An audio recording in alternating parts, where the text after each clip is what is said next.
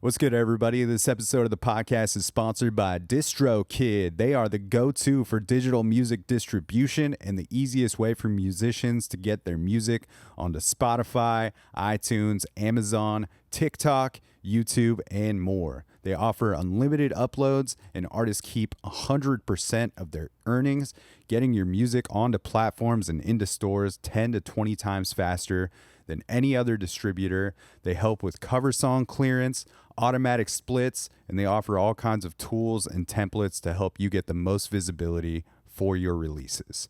I dig this company and appreciate their business model that offers more features and tools than any other distributor while doing it at the most affordable price for solo artists, bands, DJs, studio artists, and any other creators that are making music or producing music in their home, and they offer label services as well.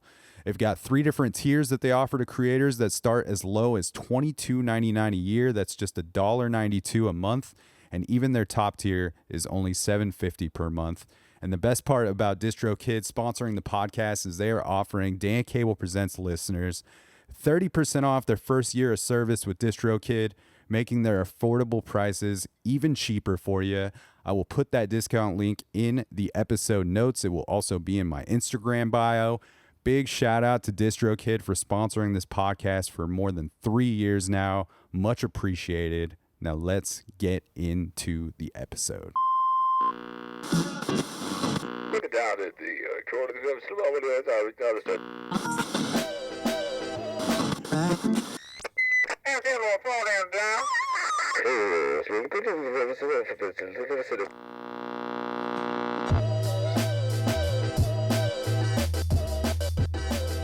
What is happening, everybody? Welcome back to another episode of the Dan Cable Presents podcast. Thank you for tuning into the program once again. If this is your first time listening, thanks for checking out the show. You can find fresh episodes coming at you on Tuesdays. And if you want to help support this thing in a free way, you can do so by clicking subscribe on iTunes, clicking write a review, giving the podcast 5 stars if you feel like it is deserving of so. And that will help propel this thing into the tops of those iTunes charts, giving it more visibility on the national and international levels, helping strangers find the podcast. Just a great way to contribute to the growth and sustainability of this thing. Appreciate the hell out of all the folks that have already taken the time to do so.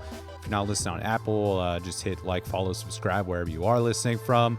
Tell a friend about the podcast. If you're watching on YouTube, you can hit subscribe there and check out all of the video content along with previous episodes of the podcast. Hope everybody is doing well out there, hanging tough. Very stoked to have MAE.SUN on the podcast this week. MAE.SUN is multi-instrumentalist and composer Haley Niswanger. Haley is just an incredible player who found her passion for playing music at a very young age, and I really enjoyed getting to hear about her love for music and how each instrument can allow her to express herself differently and convey different emotions. I finally had the opportunity to see MAE.SUN play live for the first time just like a month or 2 ago, and it was a powerful experience and a set where I just kept saying "God damn" a lot, and it was just so locked in. And the band lineup that night was just this really incredible cast of players who I've grown very familiar with over the years here in Portland, seeing them play in many different projects. Just some of the baddest players in the city, and Haley was one of the unfortunate people who lost their home in the recent LA fires, and we chatted about that a bit in this conversation and where she's at with that currently. So I appreciate her being open to chatting about that. But overall, just a really fun opportunity to get to know Haley through this conversation and where all the music that she's making comes from, whether it's her MAE.SUN project or her duo project called Ohma, or touring as an auxiliary player in Clairo. Just a bunch of records to check out if you're new to the music, and a couple opportunities to see MAE.SUN live here in Portland coming up The first one, July 17th at the 1905. Very rad spot to sit down and see music and have some killer grub from their pop-up restaurant there in the 1905 called Scorfana. And that set is being played as a 4-piece, I believe. And then the big one, playing the Montavilla Jazz Festival, an annual festival that is in its 12th year. Stoked for this year's lineup. MAE.SUN is playing at 7:30 p.m. on August 30th at Mount Tabor in the amphitheater there. Ticket link for Montavilla Jazz Festival and more info about the festival can be found in the episode notes. MAE.SUN links will also be there, of course, as well. And with all that, we are going to get into this thing. Episode 449 of the podcast with MAE.SUN. And to kick things off, we are going to play a track from MAE.SUN's Volume 3 record. This track is called Elemental. Now let's do the damn thing.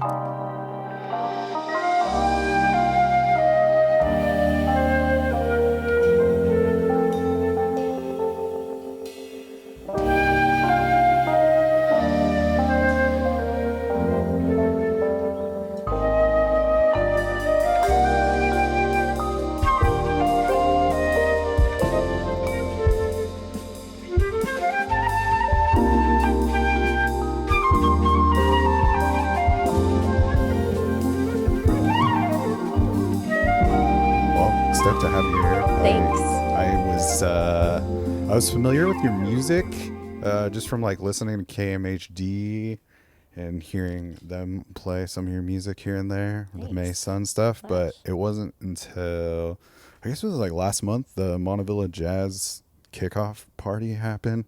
Were you there? And I was there. Oh, cool. And it really blew my mind, Haley. Thank you. I was just like so into it and just it was just incredible. Thanks. I really appreciate that. And it's very engaging to get to like watch you, jump around to different instruments and doing some vocal stuff as well. That's been a journey to open up to the vocals. Yeah. It's been fun, so I'm glad to hear that. Has that just been a somewhat recent thing? It like started peeking through in the first volume of MAE.SUN when I started that like moniker for my being. But it was definitely something that I chose to do because it scared me. Yeah. Because saxophone and flute became so comfortable. I'm just like, doing my rip thing. I love it. And then it was like so exposing to sing. Yeah. And it is a muscle to work on. It is an instrument. It is a tool to sharpen and engage and really find your voice, as they say. Yeah. And so that's been a journey that's been really fun. And it gradually, with each volume, I started singing more and more. And the third volume, I sing on every song. So. Yeah. Does that feel like the most vulnerable part of the live performance for you is when you were singing? Oh, absolutely. Yeah. And because I can tell, like, and I listen back and I'm like, certain songs, I'm like, oh yeah, I totally feel like that's what I want my voice to sound like. But there's been many times I've listened back to recordings and I'm like, oh. But I'm glad to challenge myself. And I've also, I really do believe that there are certain melodies that I hear for an instrument and certain melodies that I want to have more intention of a mantra behind it and some words that really like speak to the message of the music. Yeah. Yeah. It doesn't keep you so boxed in to just having to keep things instrumental. Totally. Yeah. Yeah. Up until the point that you were like started singing on records, did you feel like you were mostly able to communicate all of the emotions that you were wanting to through the instrumentation, or is that like where the desire to let some vocal stuff start to fly? Yeah, I think when I started seeing myself as more than a jazz saxophone player was when I was like, there was those missing pieces where I knew that I was thinking more of like a producer, someone that's really hearing the whole vision of a track versus like, this is my instrument and I'm going to write everything to that instrument. Yeah. It was like, okay, there's a world. How do I want to, I'm hearing this whole world. What's the best way to like deliver it to the world? And when I started viewing myself as more than a saxophone player, I was like opening to how I had other talents and I could dive deeper into those worlds and share them in my music. Yeah.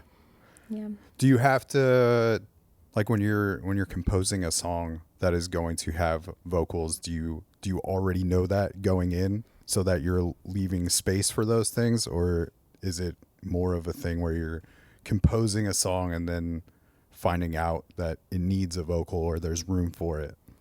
I think both have happened to me. Yeah, there's been moments where I compose. I don't have my same method every time I compose music.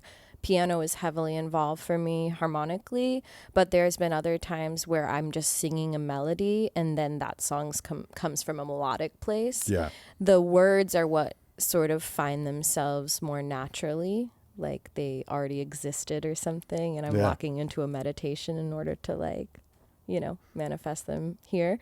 But yeah, I think there's a variety of ways I go about finding what the music needs in what I'm giving. But there has been times where I'm writing and I'm seeing that there's a missing piece, and that has been a vocal part, or yeah. Yeah. Mm-hmm. Has music always felt like a very spiritual or meditation type thing from the jump? It has. Yes, it has. I could share a funny story on that as a young child, but music, I guess I found it's so early on in life. I was 5 years old, and I don't even know I don't remember where this idea came from, but I was like maybe at a friend's house, saw a piano or something. I came home one day and asked my mom if I could take piano lessons. Okay. She was like, okay, what? But she said to me from the beginning, when I was 5, if you practice, I'll pay and take you to lessons. Like, it was very much like you're deciding this, and I'm gonna it was like me making the decision, and she was gonna support me in it. And I was just like, oh yeah, of course, I'm gonna practice. And she literally never had to tell me to practice any of my instruments. It was like actually her telling me to stop practicing, because I became so obsessive with just like coming home from school every day and practicing for hours. And this eventually grew to like, okay, the story I was going to share with the meditative part of it is when I found clarinet when I was 8. My sibling was going into band in middle school, and I was hearing all these, instrument names being passed around. And I went to Willowbrook Arts Camp in Tualatin and made a beeline for the music tent the first morning and asked to sign up for a clarinet lesson. I have no clue what a clarinet was, what it looked like, any of that. And every day I'd go back for lessons, and the teacher was like, have your mom come in at the end of the week. I want to talk to her. So when she was going to pick me up, I was like, you got to park your car. My clarinet teacher wants to talk to you. And she was like, what are you talking about? Again, I didn't even tell her what I was up to all week. How do you have a clarinet teacher now? What have you been doing? And the teacher was like, Haley's really caught on fast. I think you should really get her into lessons, full time. And he recommended a Portland musician, Clark Bondi, who became my teacher at 8 years old. And he was also a saxophone player. But anyways, he was like, have Haley really, focus on clarinet. And if she's interested in saxophone later, like 2 years down the line, we can go in there. But clarinet became such a real meditation for me. I think maybe because it's a wind instrument, right? So already in meditation, we're already really focused on our breathing. Okay. So as a young child, I'm like already giving a lot of attention to my breath. And I started, coming home and practicing, and there would be, lots of those play along CDs to practice to, whether it's like Jamie Ebersole or something. I really loved playing like movie theme songs and stuff like that, and you can like play the track with it, or play the track and play to it. And my mom, was like in the kitchen and listening, and I'm like playing and just going through each song and like just totally locked in, trying to play as beautiful as I could. And this like, she, hears it go quiet in the living room, and like she walks in, and I guess she just sees me like closed eyes, like holding the clarinet, and she was like, what's happening, Haley? And I was like, Mom, I flew. Now, granted, I also had this book as a child, a picture book called Music Over Manhattan, where this clarinet musician like is playing music, and the story is that everyone is at the end is flying from this musical experience. And so I felt that. I felt how music could be a spiritual experience from a very young age. And I think that was kind of like always the answer for me. And I feel like that's kind of, in a way, what set me apart from other musicians at an earlier age. It's like I was always told, like, oh, you play with so much passion, you play with so much like fire, ways that just really are more than just playing the notes. And yeah, it is my meditation. It's my greatest meditation. And so there's a long way of answering your question. Yeah, so it's like it's always like shown you the like playing has kind of like shown you that it can like take you somewhere. It can and take like you you somewhere. can immerse yourself Yes. in that world. And thank goodness, right? Yeah, absolutely. Ooh, thank goodness. Yeah.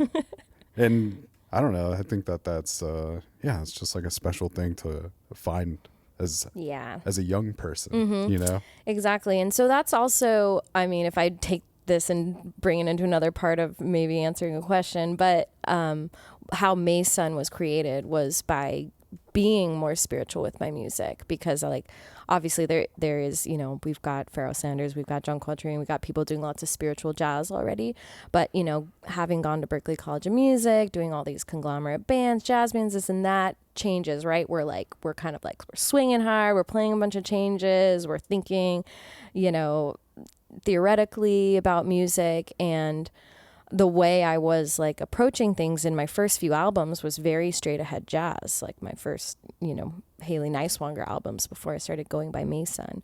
And it was that spiritual component for me, that approach of music as meditation, that I wanted to birth a new project that was greater than my name. And MAE.SUN has always had this very like mantric, like literally the whole album could fit on 3 pages of music. It's not like a crazy harmonic, like we're going through a bunch of changes and really thinking like head form, you know, head solos, head out, you know, kind of thing. I wanted to think more of like this spiritual transmission when creating MAE.SUN, and having like a bed and a platform to like ascend this way rather than like, you know, this way.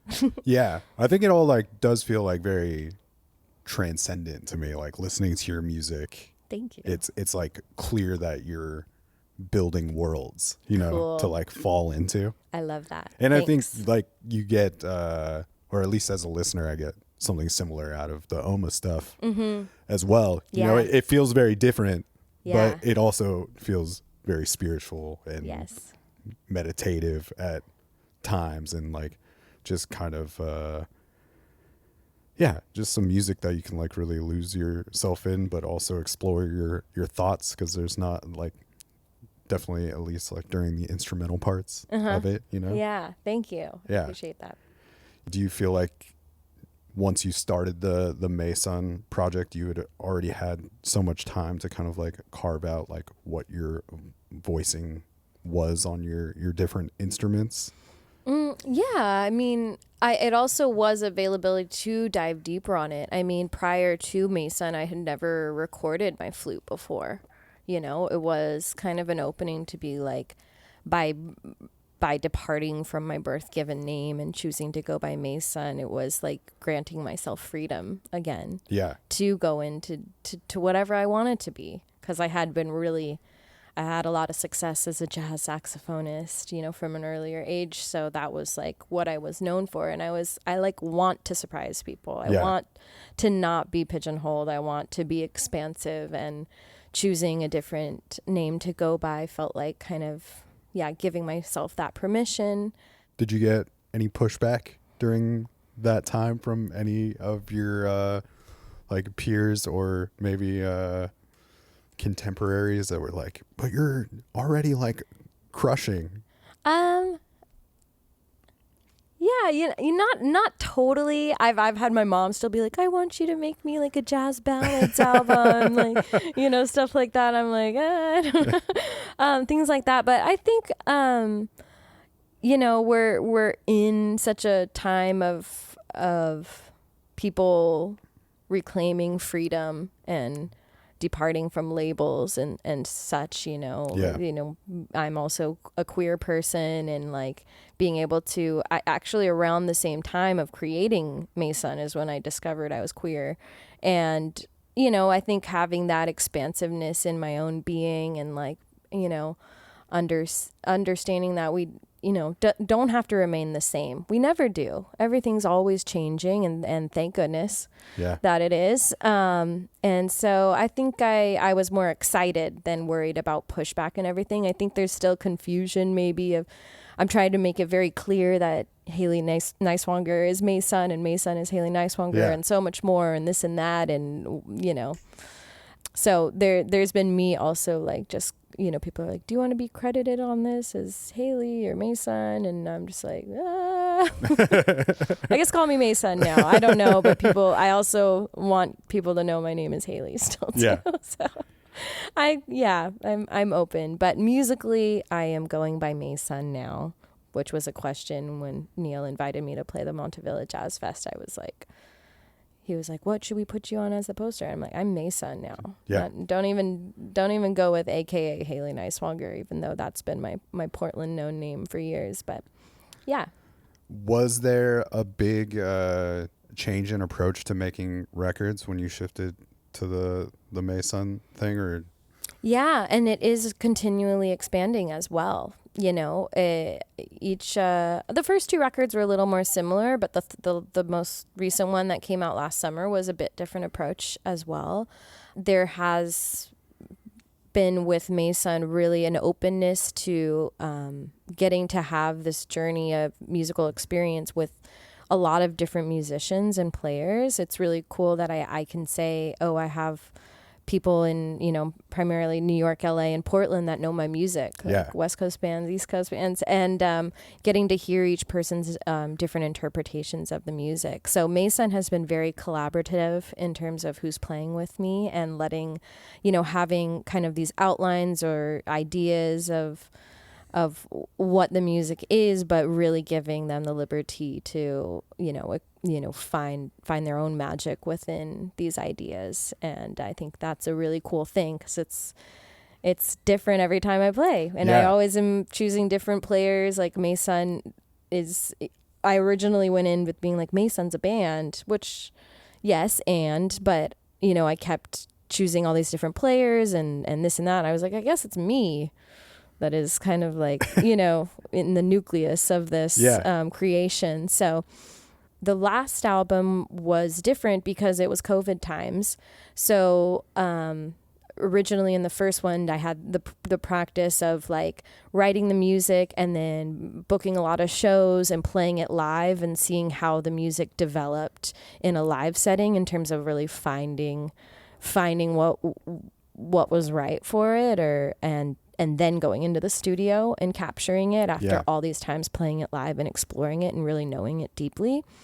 But the third album was COVID, so shows weren't really happening. And I wrote it when I was basically secluded in a cabin up near Big Bear in Green Valley Lake, actually, in California. And had one show that was like a live stream for the Brick Jazz Fest.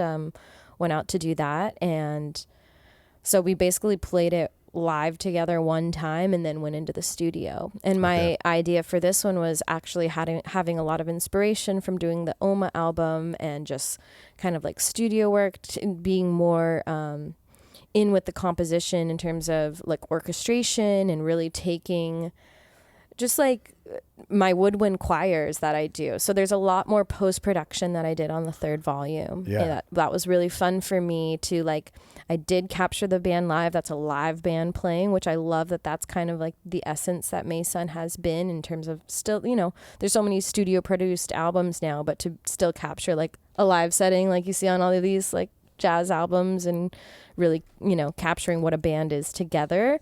was really cool, but then also taking my compositional approach after and really crafting my vocals over it, or these woodwind choirs that, grow and create more worlds and everything was really fun for me to kind of like take that post-production time. And that's something that's way different than the other albums I've done. Yeah, for sure. It's, I think it's nice to like, it's not just like a straight ahead jazz recording, it just feels like you're really taking advantage of being able to like flesh out the ideas after and like and lean into production in a way as like an instrument or tools, so that you're not just so set with whatever happened in the room. Exactly. Expanding upon the composition itself. It's really fun.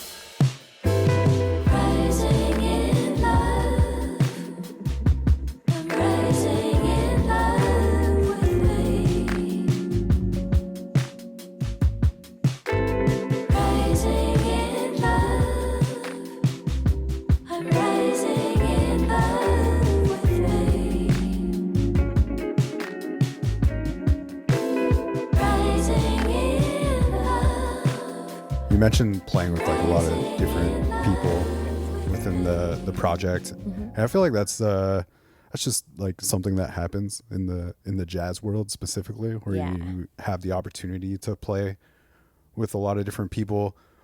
What would you say that like the biggest challenges are of that? I guess, well, getting people to respond to your text messages and be all able to rehearse at the same time. That's always a thing. But I think I don't know if I view it as a challenge or just something to get better on, is just being a leader and being able to communicate what I want in the music and how to guide people to really understand that and lock in and find it with me. So I guess that is a challenge, to be able to be in because a lot of times it's like one rehearsal and then we're doing these shows and all that, because I don't have a huge budget to be like, let's have a week of rehearsals, which would be so cool. But a lot of time it's like, okay, how much can we get done in 2 to 3 hours so that everyone knows all this music for a show?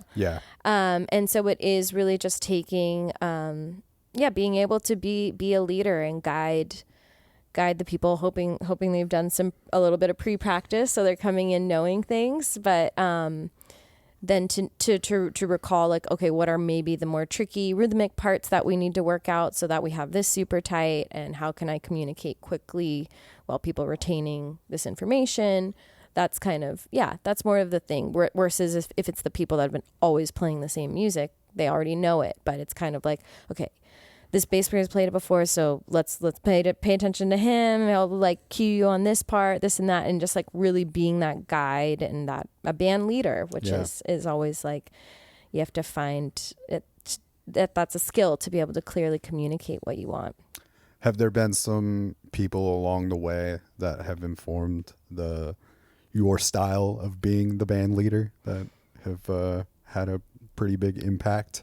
I would say a bass player that's played with me a lot and has been on the first 2 albums is Aaron Lau, and I've he's already got like a lot of MD music directing experience with other artists, and I think I just rely on him a lot for what musicians we should call to fill out the band if the regular calls can't make it, this and that, or just looking to him to be like, okay, is this how we did it before? Like, because the music really well, or like, just like it's been nice to have him as kind of like a backbone of just knowing me and my music since the band started in 2016, or the music, this artist direction. So he's been really pivotal. I also have used a lot of the same players in New York that have played my music time and time again. That kind of just like when I come back to them, they just like always know what to do and what I want, which is probably why I've gone back to New York every time to record the albums. But not to say anything about the people I play with on the West Coast. And I will say that, coming back to Portland a lot more to play my music, the guys that I have out here are just phenomenal. And I have so much fun every time. I mean, Corey Limwako plays drums with me every time. If he couldn't do a gig, I don't know what I'd do. Because he crushes it so hard. That whole lineup that you had at the Montavilla Jazz Fest kickoff with Peter and Santi. Yeah, Sam. I feel like Santi is like one of the younger dudes in the scene that like I'm is so glad to getting a know lot of love, him. and Yeah. he's just like a really incredible player every time I've seen him play. And just such a good guy, which is really important to me too in choosing musicians, is for their hearts to be in the right place and to really care. And I think that's also something I've been blessed with, is like these guys are also just so kind and so down, so loving, so supportive. And like I do need the hype up. I need people to be like, yeah, this is like just so fun and like loving it. And they're just so expressive with that and makes me feel like they really want to be a part of the music. Like I know that. And that's so needed.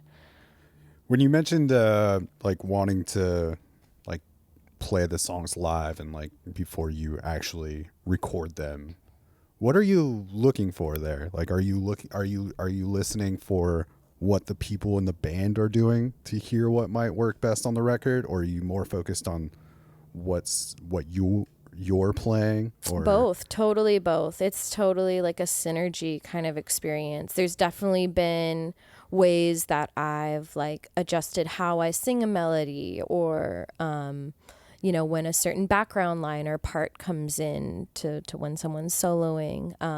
But there's been other things that have happened where like I have more of a direction in terms of what I want drums and bass to do, but like the guitar is more up for interpretation. And then I've like after time like hearing what kind of idea a guitar player has over a certain song and listening back, and I'm like, oh, that's it, that's what I want. So it's almost like they're helping with the composition in a way, because then I'm like, hey, can you do it like how this person did it on this gig, like after like I'll share a live recording and be like, can you make your part more like this?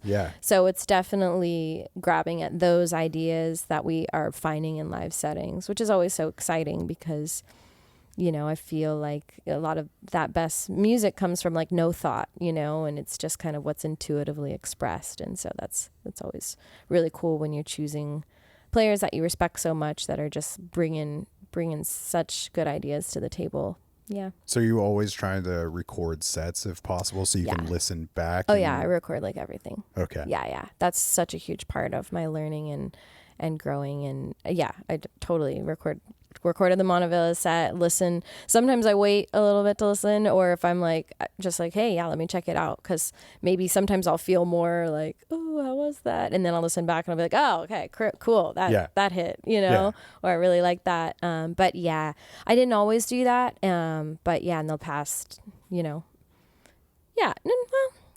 I think it's an important part to be able to listen back to your playing and reassess. Yeah. And find what works and what you are like, oh, I could maybe, lock that in a little bit, or that's not like something, just like an intuitive knowing, but you have to be able to hear it in order to discover those things. Yeah. So much of being a good jazz musician or something adjacent to that always seems like it, a big part of it is being a good listener. Yeah. When do you feel like you became a good listener? It's definitely been a practice. I will say I even have like tattooed on my wrist, which means to be silent in Latin, and which is the musical language that's used in writing music. Because I think, in these like, very, how do you want to call it? Jazz worlds that are very like, what do I want to say? It's very, can I use like, very masculine in a lot of these jazz settings. And that's a lot of, that energy of just pushing through and being heard and this and that. And I think, I really wanted to be heard. And so I'm pushing through in a lot of these settings, trying to play hot shit and everything. That when I got out of college and I started, being my own teacher in certain ways and less studious and more like a student of life kind of thing. Yeah. That I really started to, just notice in my early 20s, like, hey, we need to really, what we say will be more powerful if there's so much more intention behind it, and that space to reflect and be able to like hear in between the notes.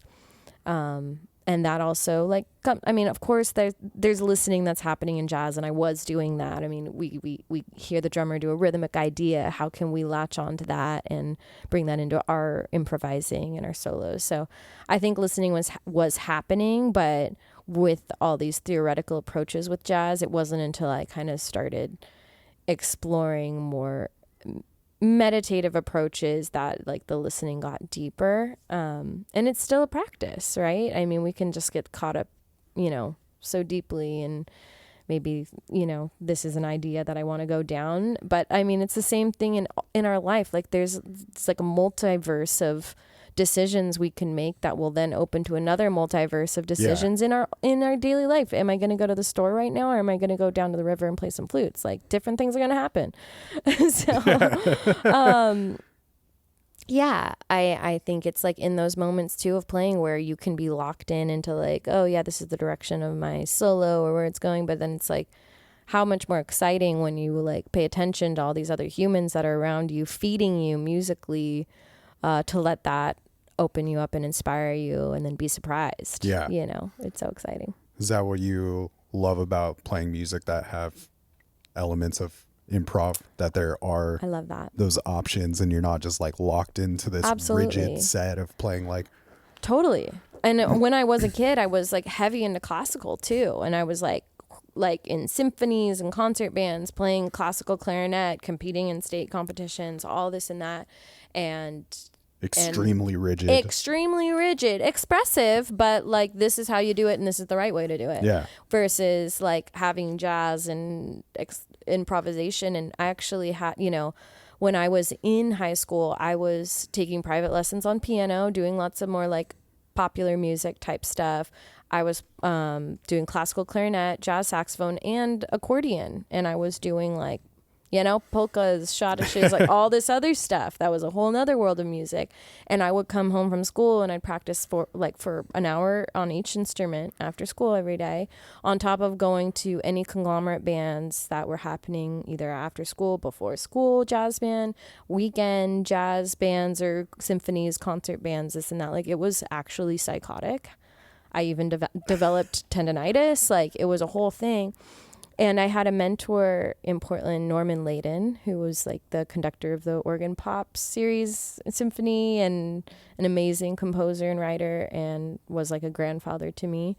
And he wrote me a letter when I was 16, and he was just like, you are doing, so many things, but I really think that if you want to excel to your greatest potential in life, you need to choose a focus, and you need to really commit to that. Yeah. What's it going to be? I'm not influencing you. He was, obviously a clarinet player, and, he was like, I'm not, whatever it is that you want, just like, that is great, but choose. And for me, I chose jazz saxophone. I chose saxophone because that was what I was mostly exploring jazz on, and improvisation was like the coolest thing to me. Yeah. So that is, it's just, I love that, creating in the moment for the sake of that's never going to happen again. Yeah. And there's excitement within that. There's such presence with that. Yeah. And now do you feel like, since you obviously took that advice in some way and like really shifted the focus towards playing saxophone. Yeah. Now, since you did take that time, does it feel a little more free to explore the other things, and like you're not going to take away anything from? I mean, I don't play classical clarinet much anymore. Yeah. Sometimes I in order to practice flute, I will pull up some Bach etudes or something. Yeah. And that's always fun for me. I think I feel a little sad, like, oh, I used to do that so good. Now, like, I can't do the same things I could do on clarinet that I could as a younger age. But I think that, there's chapters to life. You kind of make peace with your decisions in certain ways. But I think that there's absolutely parts of that have aided me in just my musicianship as a whole. I mean, like, I can sight read really well, probably because I did so much classical studies, and so I also think in learning music, I really take to like the infusing process of like the osmosis, and it just like going into your being and seeing how that can come forward without forcing it. So I think there is ways in which I'm now approaching like writing like more orchestral compositions of woodwind choirs that are most likely influenced from classical training that I've had in the past. But I do definitely have a more open improvisational approach to composing, to one on the piano. Like if I love to play piano, but I won't be pulling out the pop tunes. Like don't put things in front of me and be like, play this. Like, I play my music. I play things that I composed and channeled and created. So yeah. I would imagine it's been overall like very helpful when you are writing music, that you have all of these different tools and that you have not just spent your entire life playing one instrument. Yeah, I'm grateful for that. Yeah. Was saxophone, was there much of a like difficult learning curve for you there, or did all the previous instrumentation that you were working on like really help you excel at that? I believe the previous work really helped me excel. I mean, technically clarinet is harder than saxophone, which is why my saxophone teacher was like, let's get you doing clarinet for at least 2 years before you can start the saxophone. But when that day came, I was like so excited. I just, with that shiny gold thing in the corner, I was like, what? That looks so fun. And who doesn't love a saxophone? Everyone loves saxophone. Yeah. It's like the most popular, coolest instrument ever. Is that a pretty common route for people that play saxophone, to like spend time playing the not necessarily. I don't think so. I think because I found clarinet like on my own earlier, I kind of lucked out by that thing, and the fact that I can double. Not every saxophone player can double. That's what you call it when saxophone players can play flute and clarinet.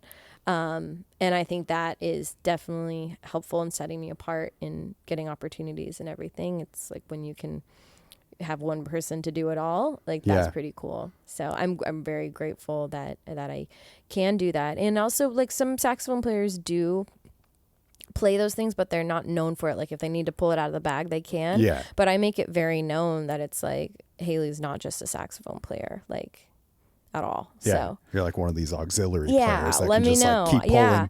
Like keep pulling shit out of the bag. Totally. And I actually, my main gig, not my main, but a big touring gig for me for the past 4 years has been playing with this artist named Clairo, who's like an indie folk pop kind of queen. Absolutely. Love her. And in this last tour that we've been doing this year, I play flute, clarinet, saxophone, keys, guitar, and background vocals, and some percussion. So it's pretty cool that I get to have a job that I get to showcase all those things and like be juggling. Like in this song, I'm doing multiple things on one song, and that's been really cool. Yeah. Is that a really different experience for you overall, as far as, maybe being just a part of an ensemble versus leading one? I enjoy both greatly. Yeah, I love to lead my own music and write my own music, but I really do love playing other people's music and having a little more relaxed state. It's very stressful to be a band leader. It's a lot of work. So I like having the balance, and I love what other people write too. So it's really cool to, I think in those settings, like with Clairo, I am more there's less improvising, right? I have a couple sax solos, but I am like just like making sure I get those parts right, because that's more in that pop world. You have to kind of deliver each time to the sound of the album. And so I think having those previous, classical trainings of how to execute music quite perfectly every time, that's a skill too. Yeah. So I am like glad I've had that knowledge and ability to just kind of like get the part and like do it as perfectly as I can. Yeah. Yeah, while also having some freedom. But yeah, there's a balance to it. I need both. I need to express through my own music and creation, and I like, if I were to do my own band full time, would probably be really overwhelming too. So I like the balance of both. Yeah. But I would maybe like to do my own stuff more than other stuff. Kind of nice to step away though every once in a while and just like maybe get to step on stage and have fun and just play your parts and not have the pressure. So fun. Totally. And in both settings of like, whether it's like executing parts with like a pop artist or with another like more jazz expanded artist. Like I played with my friend Jonathan Pinson's Boom Clap down in San Jose recently, and I was like having the time of my life, where the music felt very aligned with like what I'm doing in MAE.SUN, but now I'm doing it in someone else's setting, and like getting to kind of like be my MAE.SUN self in someone else's music was so cool. Yeah. Yeah. And you get to, I don't know, I would imagine this further helps the people not being able to put you in a box as just like the jazz saxophonist. Totally. Like, no, I'm going to play all these other instruments too. Yeah, definitely. In fact, the next album I want to do is like a solo piano album.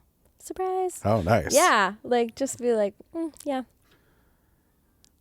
Would it be a lot for you to like explain how maybe you obviously play a lot of different instruments, but like thinking about maybe just like saxophone, flute, and piano, do you feel like you can express yourself really differently on each of those instruments? Definitely. It feels like I have multiple personalities for sure. Like what can you do on the sax versus the flute or like the piano? Like I feel like with sax, like what you know is therapy in the sense of I can get into a much more like aggressive state with it that I can't really do on flute. There's ways of like reaching these very passionate moments of the music that are high volume, high intensity, you know, long withheld notes, growling, you know, really quick, you know, runs or this and that I feel like I have the best dexterity on saxophone, therefore maybe feels like I can express myself the best on it. I think that's like one of the reasons I love listening to the MAE.SUN stuff is like it just gets fucking heavy sometimes. Heavy. You know? Like and I think seeing that set like last month or whenever it was, that was also the exciting thing to it, is that there was just like there's just like no way to like grab a hold of anything, because it's just like, oh, now it's super heavy, and now it's like beautiful and melodic and feels very spiritual, but like there's just so much dynamic. Thank you. I appreciate that. Yeah. It's been really nice because I really wanted those sweet melodic moments. I wanted to, when I was starting MAE.SUN, I was like, what is it about popular music that people love so much? Why is it popular? But how can I make things very graspable for people to like, and what it came back down to is like having those melodic moments that can be referenced and are very just like hooky stuff. Like I started thinking like, okay, how can I write something that's very impactful, that's like not, you know, like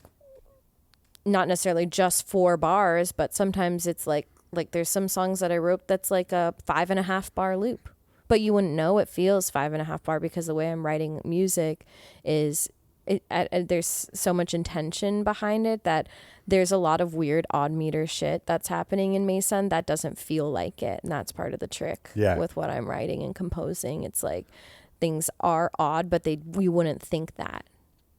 And so, I wanted to create that, what could hook people in melodically while also having those moments where I could just scream and go off, you know?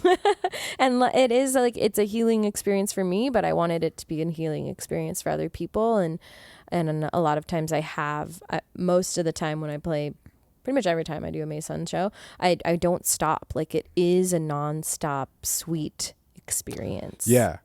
Which I think always like it adds to like building a world. Yeah. You know, when there really are no breaks. You're not stopping and talking to your neighbor, or unless you are, it's just like, this is fucking crazy. Yeah.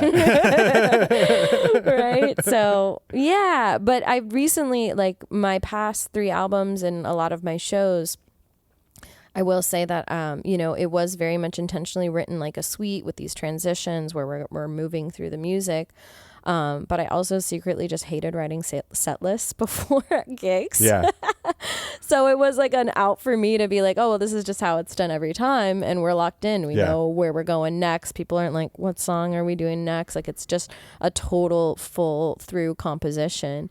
But now I've started to, because the music is expanding to more volumes, and the way I'm now writing music, it's like, here's a new song. How do I bring this in? Like, the set you saw was a put together set for that show, right? So that was like the only time I've done it that way, in that order of tunes, where I'm pulling music from volume 1, volume 3, some new songs, and putting a set of music together. So I'm starting to enter this new phase where I am having to come up with set lists, but it's a little bit more fun for me now to creatively think of how we can go from one song to another, and what's the lead, what's the through line here of connecting. And I even I have an intention to write even more new music before the festival in August. So that's going to be fun for me too. Yeah, it definitely felt like it was very intentionally constructed. Yay. Yeah. Good. What about the flute? The flute. The flute is my cosmic fairy portal. Okay. Yes, I am a cosmic fairy when I play the flute, and I love that. Flute's been so fun for me too, because it's so portable. So I literally can bring it anywhere. You have one, right? I have one here. All the ways. Crushing. This is a Cana from Argentina.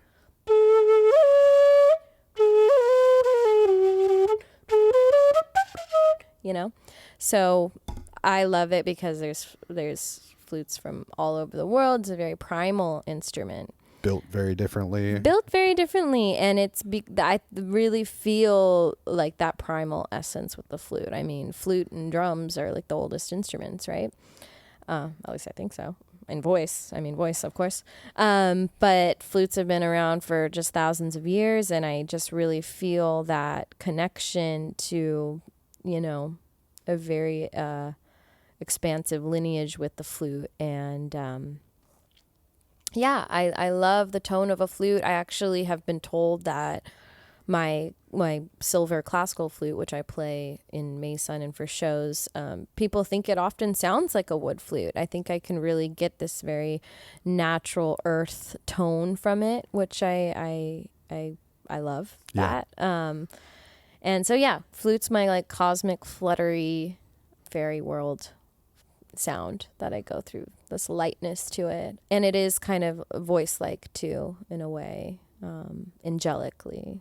When you're writing songs for MAE.SUN, do you feel like you know what instrument you are going to be like? I do. Yeah, I do feel very intentional when I'm writing it, that I'm like, this is a flute song, or this is a saxophone. There's maybe been only one time where I've switched it up on a live show and switched them up, and I was like, whoa, that's kind of crazy. but I think there's a lot of intention when I'm writing, that I'm like, oh, this is for flute, or this is for saxophone. Yeah. Mm-hmm. How about piano? I have returned. I took a longer leave from piano, I'd say, in terms of having the like freedom and dexterity over it. Now it's very much a compositional tool, but in that it's pushing me in new ways. And I think also getting to play live with Clairo and start to play piano live again has been really cool for me to see how I can go deeper into that. But yeah, piano is my way of thinking harmonically, because I can play multiple notes at once, obviously. Yeah. So I kind of need that in order to craft sounds. I'm very much an ear player, even though I've gone through all this music educational training. I like rely on my ear heavily. My long-term memory for things isn't as strong. Like remembering chord changes and this and that. I'm very reliant on my ear. And so just like having the piano to like strengthen the the chordal sound and the harmonic sound in which I'm going for. I mostly use piano compositionally. Is it also special because it's kind of your foundation and where you started? So, yeah, it is. I love it. I love piano so much. Ohma's also opened me up to a lot more piano playing too, which has been really great. And I have recorded piano. I'm mostly the one playing piano on Ohma music. Yeah. How did Ohma start? Ohma started actually in 2021. Yeah, it was a little after the great lockdown. But Mia Garcia, who's my best friend and counterpart in that group, we've always just had such an effortless, very playful energy together. We are pretty much like little kids every time we get together, which is just, we're silly. We are super weird. Seriously, if people just overheard our conversations and our antics, it gets weird in the best way. But one time we had a hang where I came over to her house, and she's such a talented producer. Like, she really understands, music software and engineering and all mix it, just like very savvy with computer production and everything, which is not my strong suit. And so it was really cool because we got to her house. She's like, let's maybe make a song or something. But the way she started it was she started telling me a story of some enchanted forest kind of adventure type thing. And she's like, now you're going through this path, and then on your left you see this morphed fungus, like weird, she's like telling me a story to create to, and hits record, and I like go and to start building this world based on her story that she's told me. And we're also such good hype girls for each other. Like, we'll start like doing this one idea, and you're like, yes, Haley, yes, go, woo, and we're just like cheering each other on. And then at the end of this hang, we, had the start of, mostly a full written song, which on our first album is Primordial Dance, was the first song we kind of started together. And, after that hang, we were just like, wow, that was like so effortless and cool. And this is such a unique sound. Like, it would be so cool to make an album together. We should make an album together. And like a week later, a friend hit us up and was like, hey, I've got this guy with a studio who's starting a new record label. It basically just wants to have artists come into his studio and record and make music, and you guys want to come in for like a trial day? Do you want to see if the vibes are right? And we're like, oh my God, that's crazy. Like, yeah. And we got into Pete Min's studio. He started Colorfield Records down there at his studio, Lucy's Meat Market. And his playground of instruments and gear in there was just so crazy and cool. And we probably spent, I don't know, maybe 50 or more days in the studio. Like, over the course of maybe like a year and a half, like going in there, like we spent a lot of time crafting the entire album in studio, which was a super different experience too, because you're composing as you're recording. Yeah. So that's cool. That was a really different way of doing things. And we just Pete was inspiring us in certain ways. Like, we'd come in one day and he had like a cardboard box and a plank of wood set up with mics, and we're like, what's going on? And he's like, I thought we could start maybe you guys just tapping some rhythms on these things. There was just a very playful approach that was supported there. And we'd be outside having lunch, and we'd be like looking at these leaves, and we're like, oh, what if we just like rub these leaves together and record it or something? It's just stuff like that. And tapping on just like drum thrones rather than like using actual drums, and like creating beats and rhythms. And it was such a cool way of approaching music. And I remember one day I got to the studio before Mia did, and I didn't know Pete has pushed record on me. I was in the piano, just playing piano, and just something just flew from me, and Like I finished and he was like, okay, great, I got that. And I was like, what? And it's organically unfolding on the album. And it's just like piano piece that I just like free flow wrote in the spot. And then we, filled it out a little more orchestrated. But yeah, just such a great supportive environment to really get in that zone and that lock. And so, yeah, we kind of just dove in by creating an album, and once that came out, like we were on tour opening for FKJ like pretty immediately, which was super cool, and now have put out another EP album like a year ago, and we're kind of in the stages of getting ready to write more music. So are you often working off of Mia's prompts in that way, or we both kind of do that to each other? The recent one we did was I gave her a prompt of being a old Cuban man writing a love letter to his Brazilian lover and flying down there to meet her for the first time. And yeah, you're 80 years old and you're at her feet confessing your love. No, please play for me. are those prompts like pretty fun for making, this thing that is like very much like instrumental music? There's obviously like vocal stuff happening, but it seems like it's often used more as an instrument. Yes, it is. Yeah, it's all been very angelic voices for us in those moments. So yeah, having that story behind a lot of these has, I think, expanded our worlds and our visions, and yeah, just to send something in a direction. Yes, exactly. Yeah. So we'll see. There's definitely like, I've been starting to call it some like cosmic jazz folk kind of direction, because there's just, with her and her acoustic guitar, there's definitely these elements of folk, and my, improvisational saxophone and flute, there's still jazz within. So it's a cool melting pot, I feel. Yeah. It's beautiful music. Thanks. Yeah. I listened to it all morning. Yay. It's just, thank you. Yeah.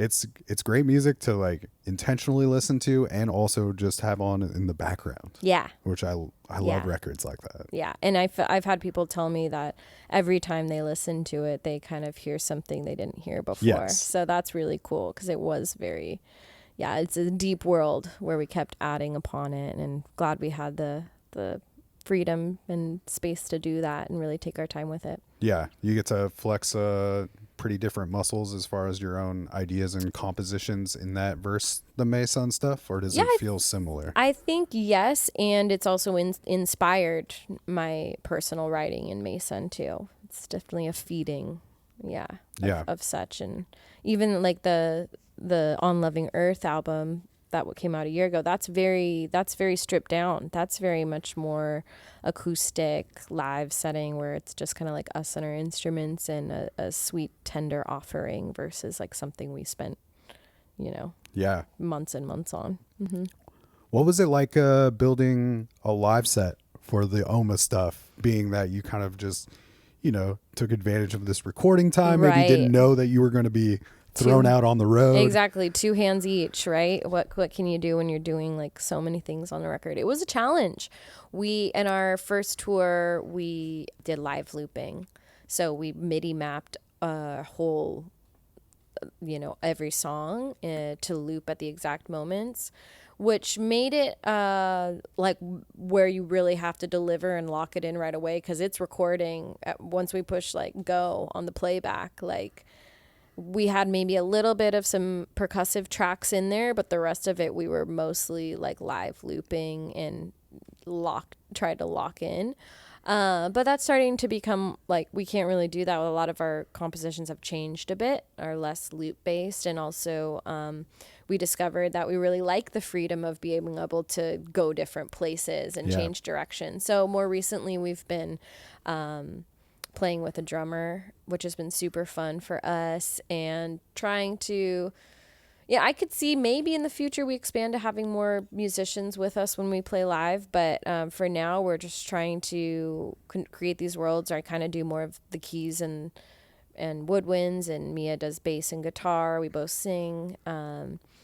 But yeah, it's a journey of figuring it out, of how to translate it. But it's really kind of, I like how it also is quite different to experience us live versus listening to the album. So we've gotten great feedback from both, and people kind of loving because we're such dear friends, our chemistry on stage when we play live is very magnetic and joyful for people to watch us just play. Yeah. So I like that we've now gone in a direction that's a little bit more free flowing and, open the section up and see where it goes. And she'll harmonically throw things at me that I need to catch on to and stuff. And that's really fun for us because we have such a synergetic lock, and yeah, it's fun.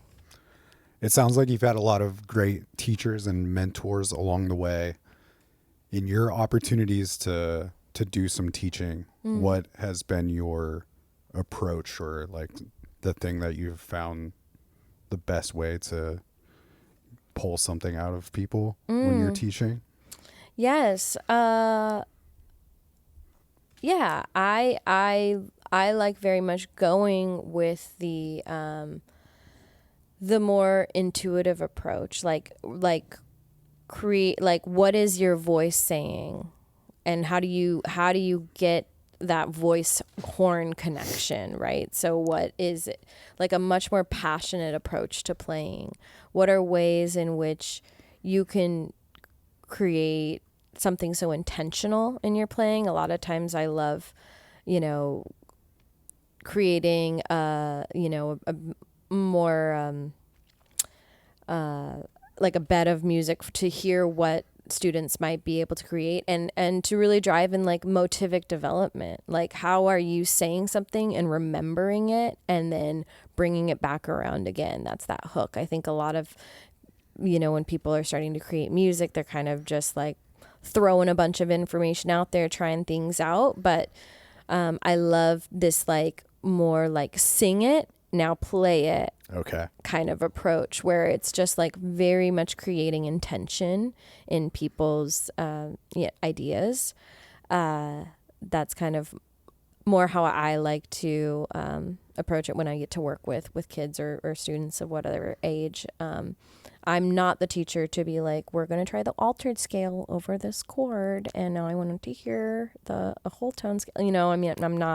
I'm not like that, but I like to have more emotional approaches and spiritual approaches to getting people to go into that passion of playing. That is more my approach to try and inspire people. That's more my aim. But I think it's great that we have those other teachers that do have a more theoretical approach in executing things. But I will be the teacher called in to make things get a little more spiritual and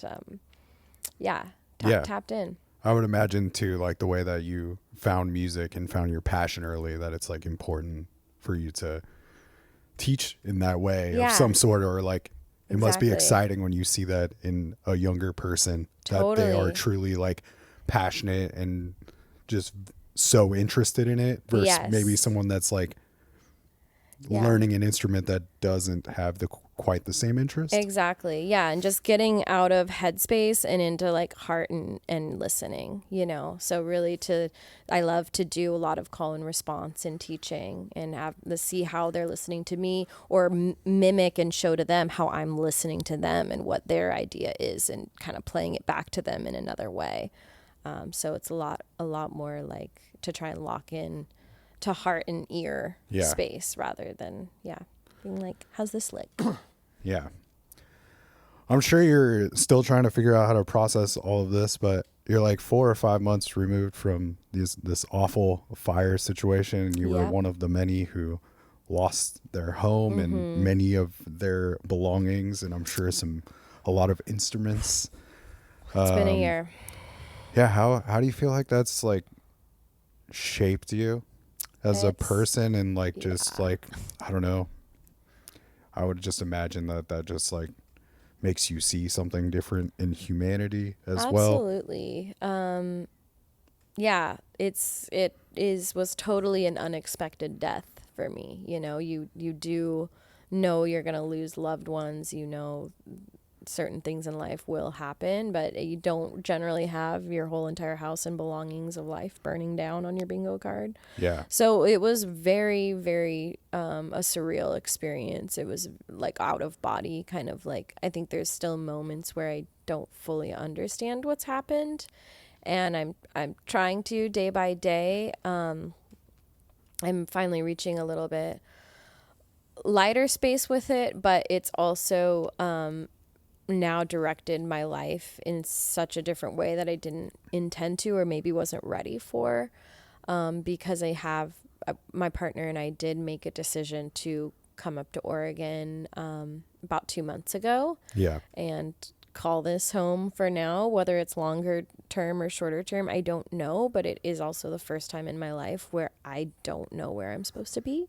which is a crazy feeling, to not know what's the right thing in terms of rooting down. And I'm such a nester, and already being someone that travels the world for music, like, to not feel an anchor anywhere is so weird. And it's also, I'm a very sentimental person. You know, I'm able to see this experience of life as very spiritual and not, you know, latch on to material possessions. But I also am just very nostalgic, and that, you know, things are tied to memory for me. Yeah. So having lost, like, my baby blanket and childhood stuffed animal is, like, devastating for me. And losing love letters, losing journals, losing grandmother's jewelry, losing, you know, art collection. And some things feel like easier to be okay about, but a lot of things are just like, I think I'm going to think about that for the rest of my life and wish I had it. I had I had just recently brought home a book that my sibling had found of a collection of letters that my loved ones wrote for me when I graduated kindergarten at 5 years old. And it was so, you know, and I'm not going to have those anymore. And also just being someone that's traveled around the world and collected things from different cultures and different experiences that were monumental, life-changing trips for me, and these little trinkets were tied to that are gone too. I was out of town when the fire happened. I was on a vacation in Costa Rica with my cousin at the time. So I wasn't even home to be able to grab things. But thankfully, my partner was, and got our dogs, most important. And then was able to get my saxophones, most of my flutes, my clarinets.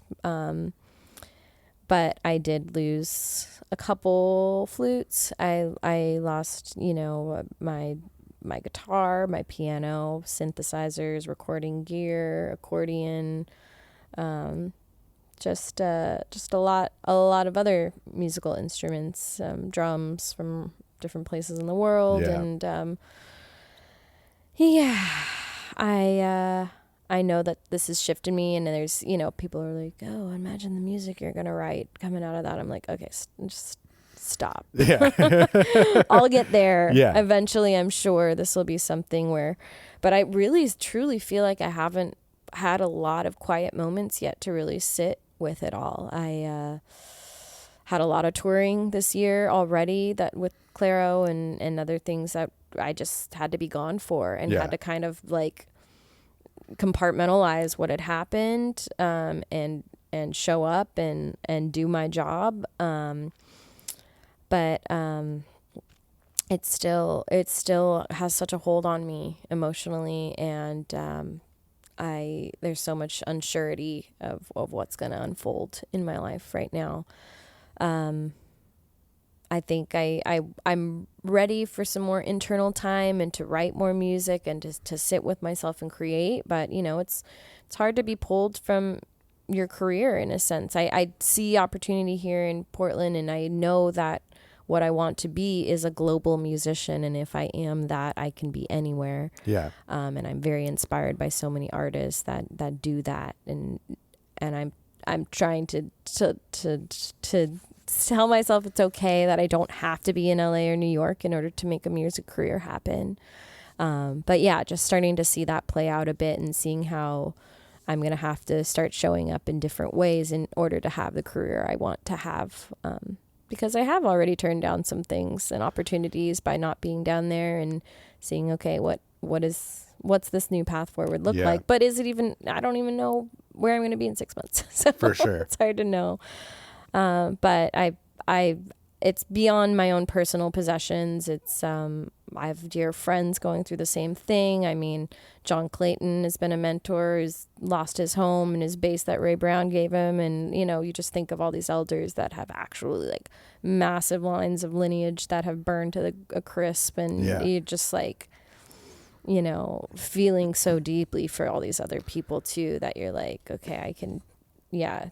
It's a lot. It's a whole community. I mean, Altadena felt like the space for me. I felt so right there that now that it's gone, I don't know what's next, but it's a wild experience to go through.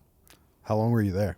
I lived in LA. I lived in LA for a little over 6 years. Altadena for like 3.5 of those. Okay. So yeah, it really was my home. Yeah. Mm-hmm. Was it nice to see how the community supported each other? Oh my God, insane. In that sort of totally. And time. I feel so grateful to be a musician, because the way the music community came forward was just like insane amount of support. I was, you know, had the privilege to apply for music grants from all these music organizations, and just like musicians being so loving and caring in general, and like really being able to put themselves in each other, you know, to have that empathy for one's experience. Like, oh my gosh, like we had a GoFundMe, and the amount of people that supported us and showed up for us, whatever the amount was just like receiving that generosity was like so insanely powerful and overwhelming too. I was like, oh my God, how are people this kind and nice and caring? And like, we really aren't alone. Like, we were able to ask for so much support too, in terms of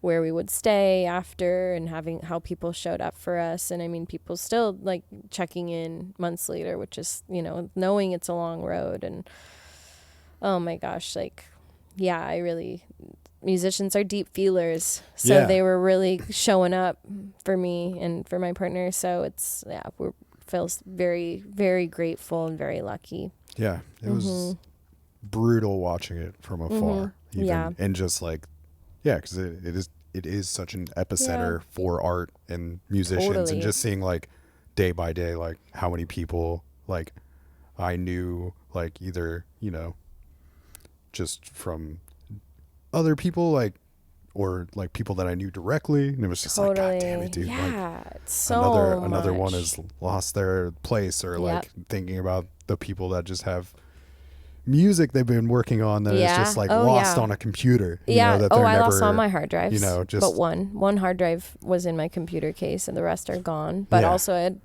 music I'd written and never even recorded. It's on sheet music that is all burned. All my notes from teachers from Berkeley and before, all gone. So I know I'm not alone in that. But the rebuilding also too, it's just like, it's also why I couldn't stay down there and rush to find a new place. I mean, already things that I'm wearing right now, it's like, oh, this is a fire donation. Like, I'm just like, things I have now are like, are tied to the generosity and hearts of people, which is so nice, but also from trauma and like tragedy. So it's just such a weird thing. And I know time will heal, but will there ever be a day in my life where I don't think about it? Maybe not. It's just kind of a crazy thing to think about, it being that huge and shifting. I know you said you haven't had like a lot of time sitting in one place to like really reflect, but when you is your instinct to process that through making music? Is that usually the first place that you go, since it is such a spiritual and meditative practice for you? Yeah, I think it's a combination. Music, journaling, actual silence and meditation, sitting, paying attention to like what's happening in me somatically and everything. But I think music has always been a great place for me to process and transmute, pain into other emotions. Yeah. Well, thank you for sharing. Thank you. And thank you for taking the time to jump on the mics with me. For sure. Thanks for having me. Yeah, you're very incredible. Thank you. Just, I have thought about that set many times since seeing it. So Thanks. It's been very cool getting acquainted with all of the recorded material, whether it's your MAE.SUN stuff or the Ohma stuff. Thank you. Yeah. I'm very excited that the show at Montavilla in August will be outdoors too. There's something so spiritual about playing outside. So I'm glad I can bring that kind of cosmic tap in musically to places that will be trees around us all. Hell yeah. I will put all the links in the episode notes, Haley, so Sweet. people can keep up with everything that you are doing and any upcoming shows that are happening. There's so much music to check out if you are new to the MAE.SUN music or the Ohma music. I want to play the episode out with Between All Things, Sweet. which is an Ohma song. This is funny. At the end of it, that's actually us speaking at the end. We were doing some British accent riffing skit thing and then did some altar boy alien thing to it. So we had a lot of fun recording that. Let's just say we couldn't stop laughing. That's amazing. Yes, we did it. Haley, we end every episode of the podcast with the guest saying the tagline for the show, which is "It's a program," and it means absolutely nothing. It's just the way that my grandfather says the word program. He always says program. Grum. Okay. So we say that together? I'm going to let you say it on your own. Okay. It's the one time I'll ask you to look into that camera there. You can deliver it however you would like, however you see fitting. The MAE.SUN, it's a program. Okay. MAE.SUN, it's a program. She nailed it, everybody. That's Haley. Links will be in the episode notes. And we are playing it out with that Between All Things track from Ohma, and that's the Jelly Jams, and we will catch you on the flip side, Portland, or wherever you are listening from. Thanks. Cool, we did it. Thank you. Woo.